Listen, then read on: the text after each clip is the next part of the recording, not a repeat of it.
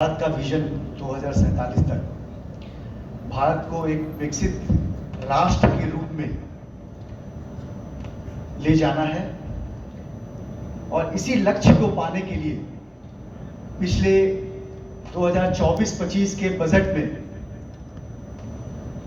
एक prime ministers package for employment and skilling की एक घोषणा हुई थी। उस घोषणा के तहत ELI स्कीम, जिसे हम एम्प्लॉयमेंट लिंक्ड इंसेंटिव स्कीम बोलते हैं, उस स्कीम का प्रावधान किया गया था।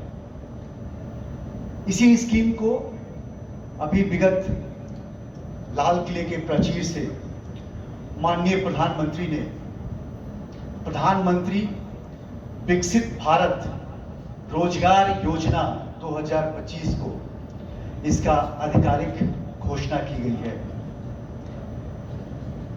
इस योजना का मुख्य उद्देश्य देश में रोजगार सृजन करना, देश में रोजगार की क्षमता को बढ़ाना और रोजगार का औपचारिकरण, जिसे फॉर्मलाइजेशन ऑफ वर्कफोर्स बोलते हैं, इसका ये उद्देश्य है। यह उद्देश्य, जैसा मैंने आपको बताया, विकसित भारत का जो विजन है,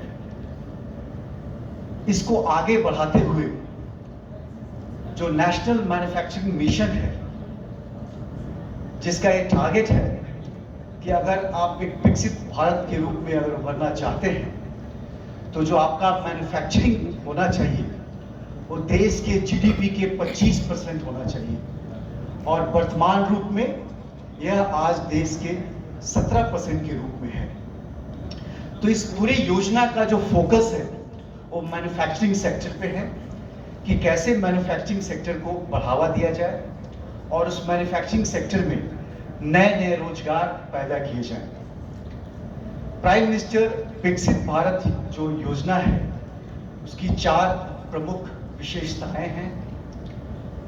ये जैसा मैं ये कहना गलत नहीं होगा कि आजाद भारत के एक वन ऑफ द बिगेस्ट, सबसे बड़े योजना के रूप में इसकी घोषणा की गई है, जिसका कुल बजट आवंटन 99,99,466 करोड़, ऑलमोस्ट 1 लाख करोड़ के रूप में है। इस योजना की अवधि 2 वर्ष की है, जिसकी शुरुआत 1 अगस्त 2025 से लेकर 31 जुलाई 2027 तक है।